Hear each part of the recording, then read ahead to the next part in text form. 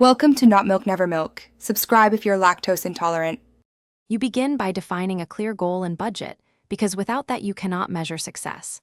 Once done, install tracking pixels and link analytics. This tells you what's working. Next, prepare creative 1 images for feeds, 16 to 9 videos for placements, concise headlines, and CTAs.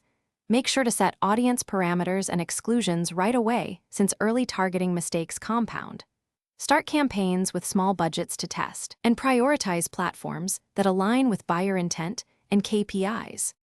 You now build campaigns using a clear hierarchy: campaign, ad set or ad group, then ads. Name each piece for fast analysis. Once live, run a /B tests with controlled variables, change one element at a time, and test 3 to 5 variations to spot patterns. Make sure to use conversion windows and attribution settings that match your sales cycle, because misaligned attribution misleads optimization.